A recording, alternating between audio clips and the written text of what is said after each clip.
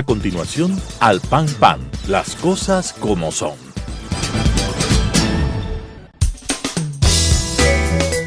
Clasificación B, bajo supervisión de un adulto.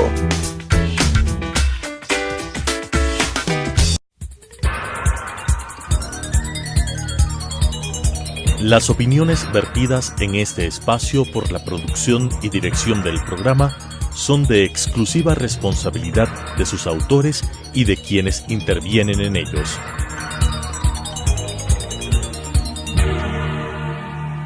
Telesucesos Canal 29 UHF presenta Al Pan Pan, las cosas como son. Coyuntura y calidad de la democracia con la conducción de Patricio Aro. Al Pan Pan, las cosas como son.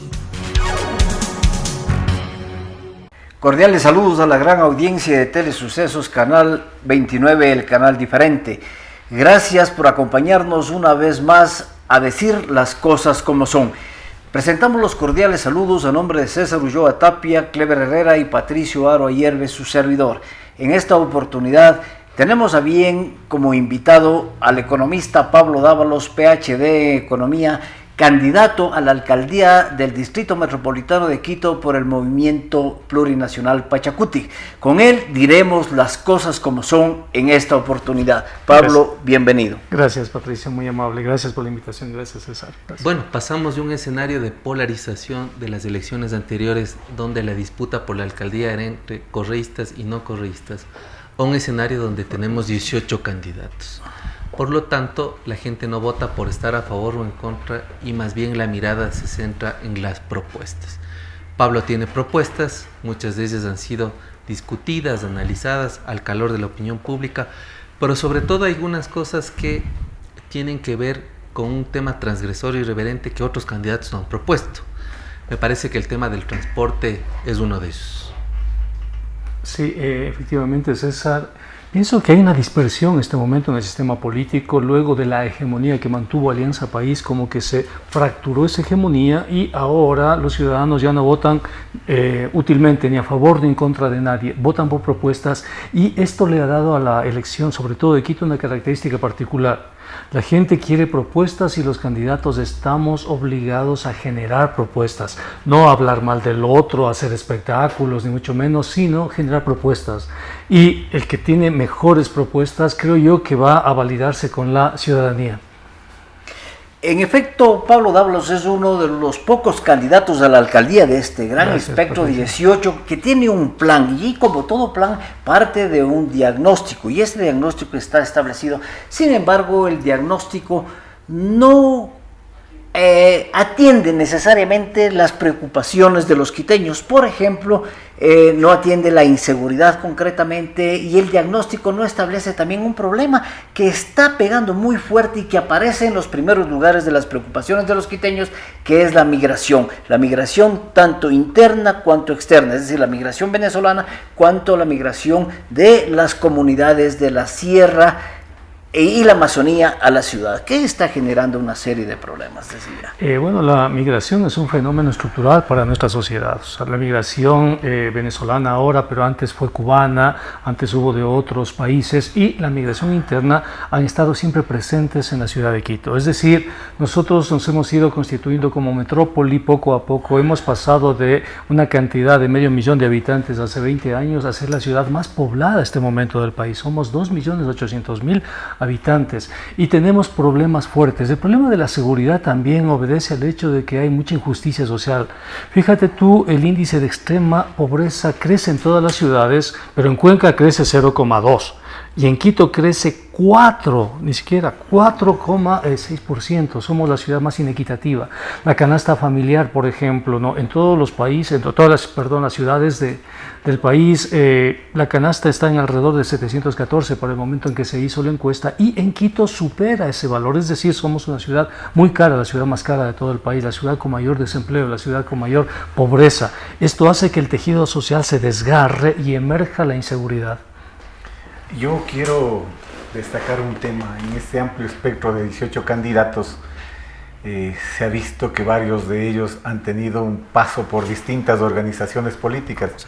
Sin embargo, yo destaco esa militancia, esa permanencia en una postura ideológica de Pablo Dávalos desde su época universitaria. Es verdad, claro. Y ahora esa vigencia, esa permanencia la ata en su plan de gobierno a propuestas innovadoras que tienen que ver con el desarrollo tecnológico. Me parece que no se ancló Pablo en la idea nostálgica de la izquierda de los 70. Sí, eso es verdad, Clever. No, había que pensar la izquierda, o si tú quieres posiciones más que de izquierda, progresistas, en un contexto de inteligencia artificial, en un contexto de monedas digitales, como por ejemplo el blockchain, en un contexto de redes sociales, en un contexto de fragmentaciones, de los millennials, por ejemplo. Aquí tenemos un experto de lo que significa los millennials, con César. En ese contexto, ¿qué le puedes decir a esa gente? ¿Qué le puedes decir al millennial? ¿Qué le puedes decir a la persona que está en redes sociales? Fíjate, tío, yo creo que la gran parte de mi campaña es redes sociales. Más allá de los territorios y demás, me concentro muchísimo en redes sociales y hablo de criptomonedas, hablo de inteligencia artificial, hablo, por ejemplo, de cómo migrar el PUOS a las estrategias blockchain, ¿no?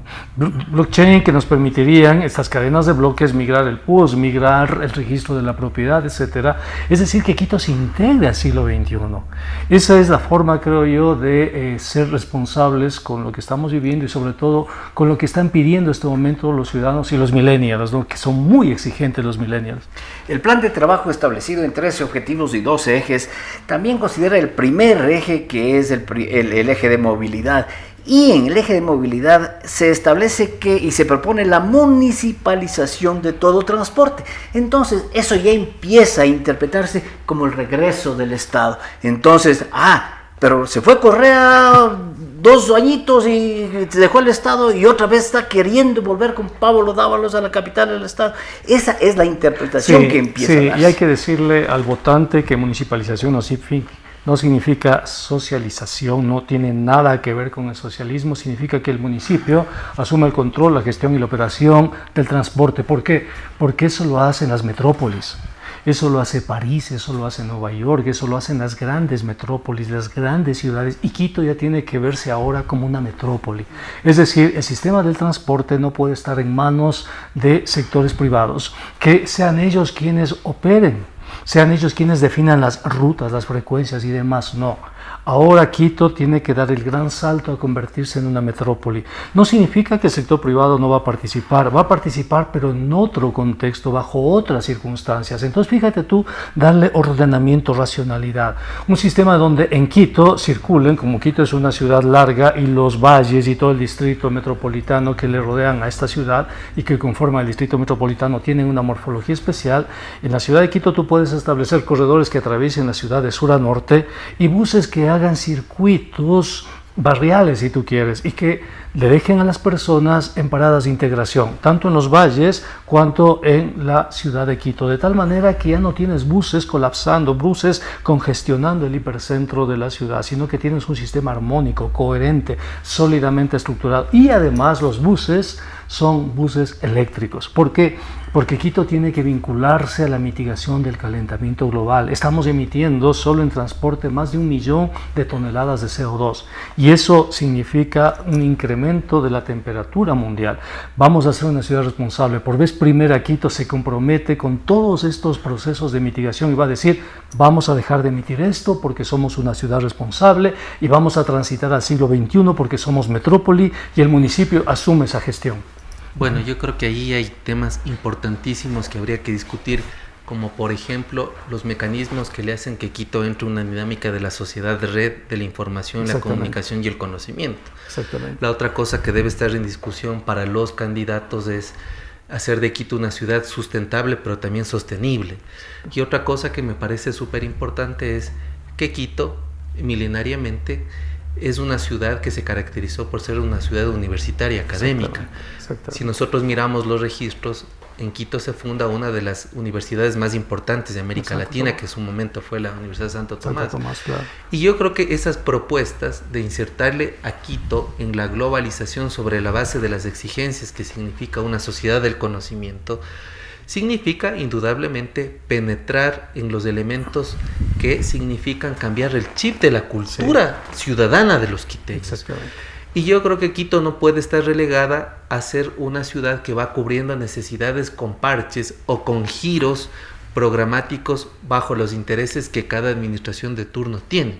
Creo que una de las cosas que se debe exigir y demandar de los candidatos es cómo hacer de Quito una ciudad local, por ejemplo, desde lo local a lo global, sí, y desde lo global también a lo local. Me parece que esa cosa que se discute ahora en términos de localización es muy importante para el debate. Totalmente, ¿no? Porque tenemos de una parte un fenómeno que se está dando ya que se llama Internet de las Cosas. El Internet de las Cosas cambia el sentido de movilidad, la pertenencia al auto, por ejemplo, cambia la forma de producción, inteligencia artificial, impresiones a 3D, etcétera, cambia la forma de comercialización. Es decir, el Internet de las Cosas va a significar cambios profundos en todas las sociedades y Quito tiene que prepararse para eso.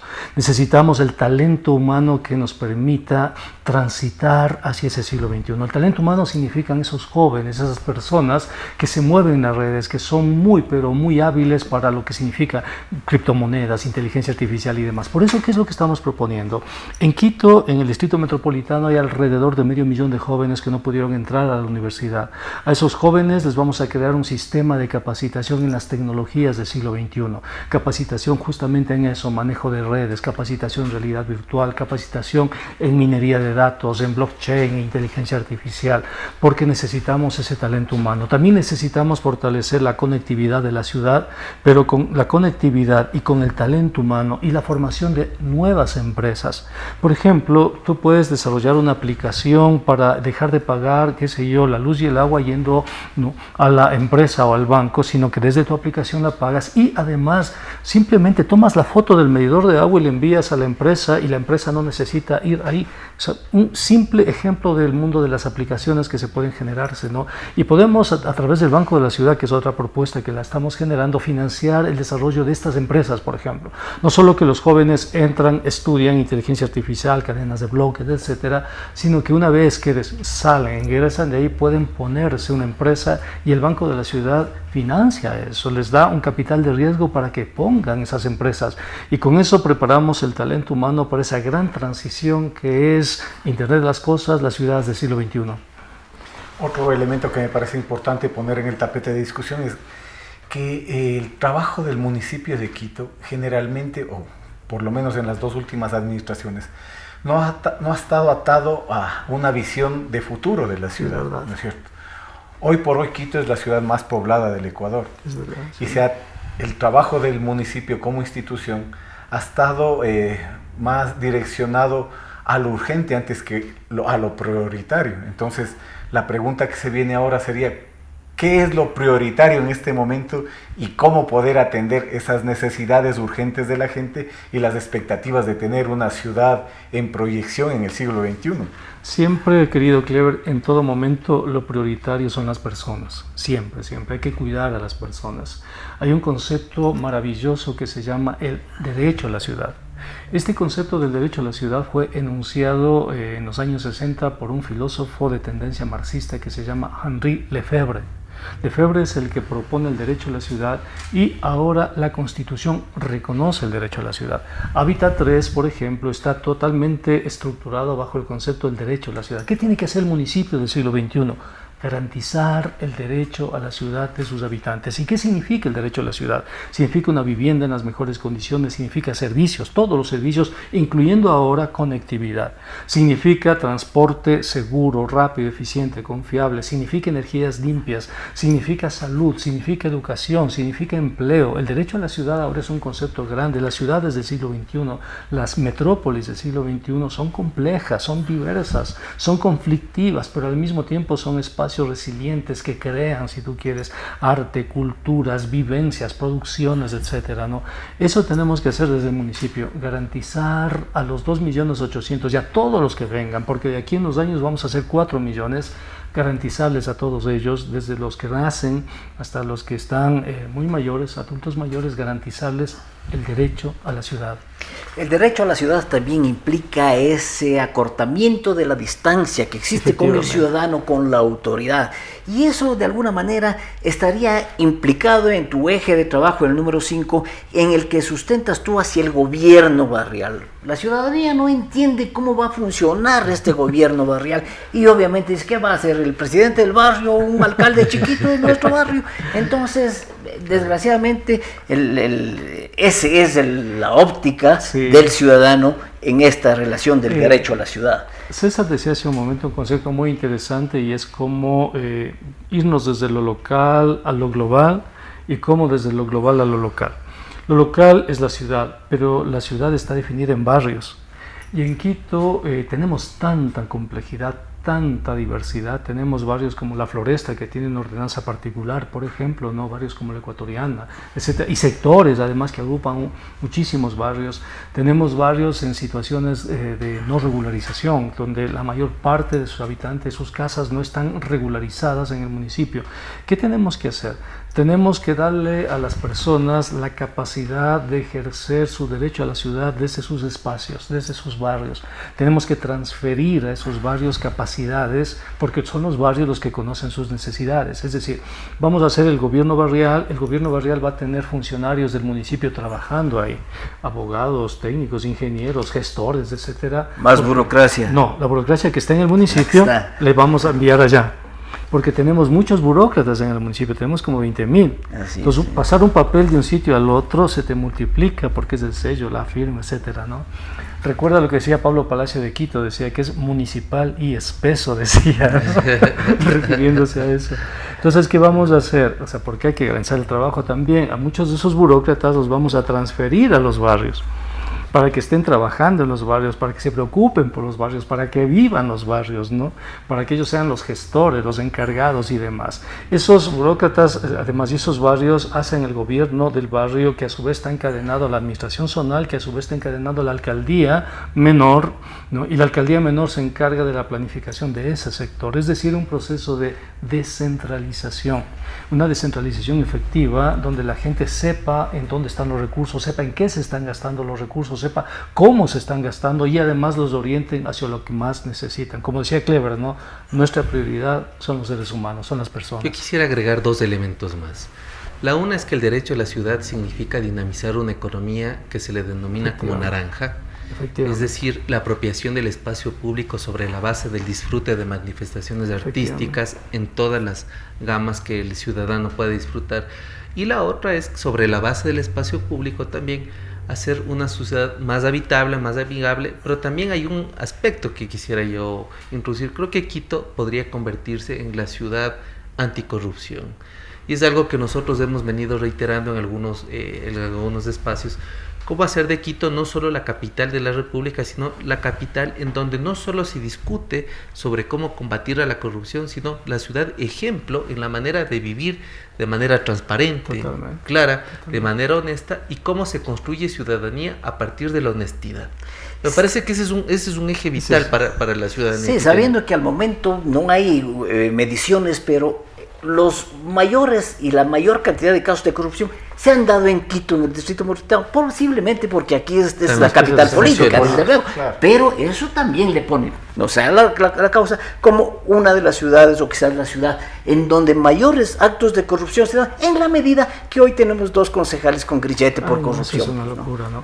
Pero también hay una cosa, y es el hecho de que necesitamos ser honestos y parecerlo, pues, y transparentarlo. Fíjate tú, imagínate que yo hable de honestidad y venga con 5 o 6 camisetas durante toda mi trayectoria y te hable de honestidad, ¿no? O lleno de guardaespaldas, o lleno de carros, ¿no? Y parafernalias. Fíjate que te hable de honestidad y no haya pagado el impuesto a la renta, por ejemplo, ¿no? Que te hable de honestidad y tenga denuncias en la fiscalía, ¿no? Y eso pasa con algunos candidatos. O que te hable de honestidad y resulta que mi campaña es el plagio de otras campañas, ¿no? Que ahora está de moda, ¿no? Sí. Entonces, sí, necesitamos ser honestos, absolutamente honestos, pero la honestidad como la inteligencia tiene que calificarte a los demás, tú no tienes que ponerte ese atributo. ¿Qué significa eso? Significa que la honestidad está en tu trayectoria, está en tu vida, está en lo que has hecho, está en lo que eres, está en cómo te presentas a la gente. Y en mi caso tengo una trayectoria absolutamente limpia, ¿no? He estado en un movimiento social, de ahí no me he movido, no me he puesto ninguna otra camiseta que no sea el movimiento social, tengo una ideología que no reniego, una ideología que la digo públicamente, soy un economista de izquierda, progresista y demás, siempre vinculado al movimiento social, y en el municipio lo primero que vamos a hacer es fiscalizar, poner la casa en orden, porque a mí me extraña sobremanera que de todos los contratos de Odebrecht, el único que no ha sido susceptible de una investigación amplia sea el contrato Odebrecht Metro de Quito, ¿no?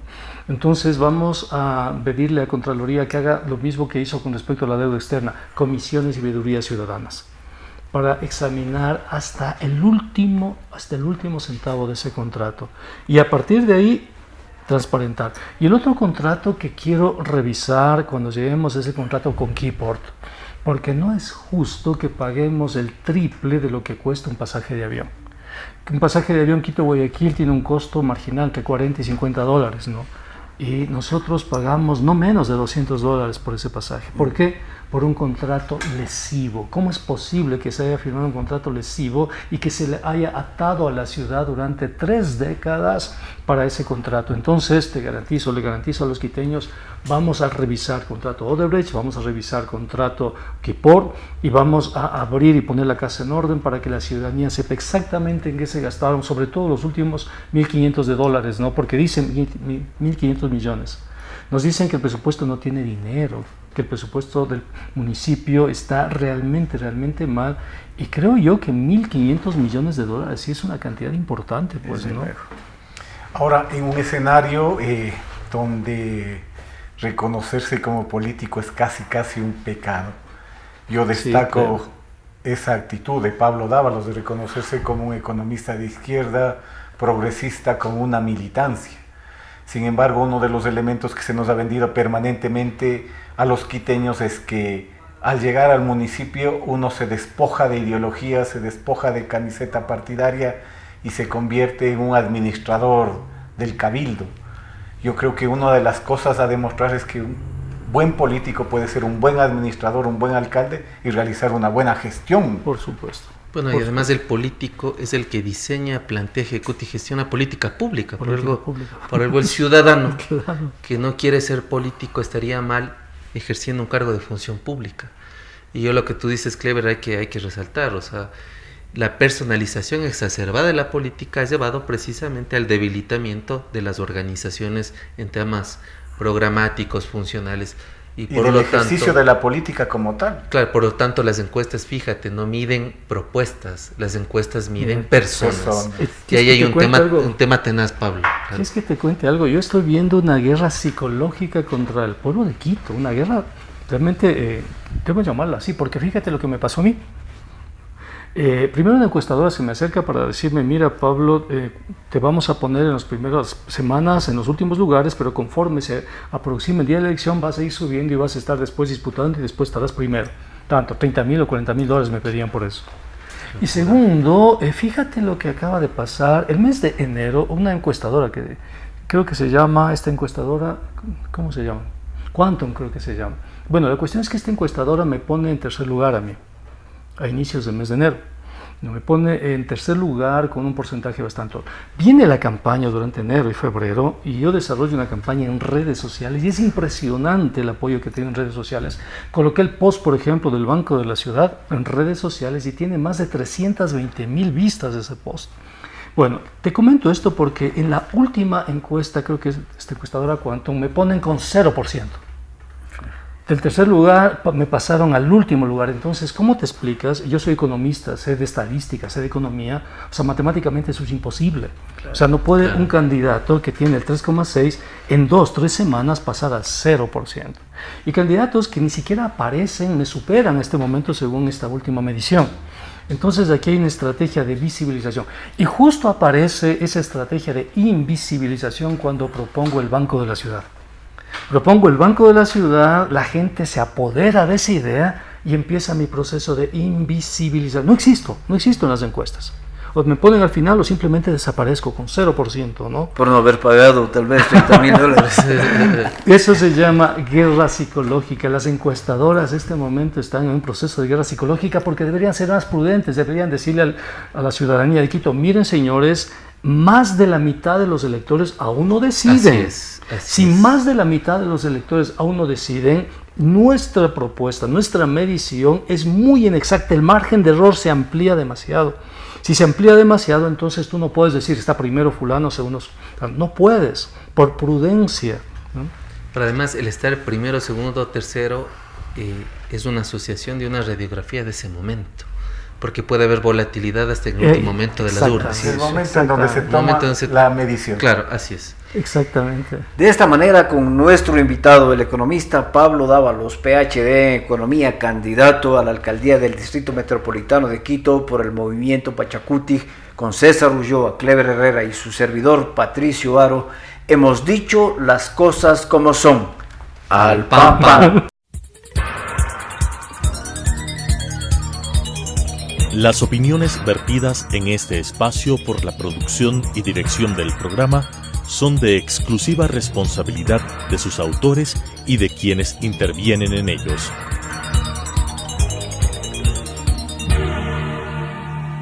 Telesucesos Canal 29 UHF presentó Al Pan Pan, las cosas como son.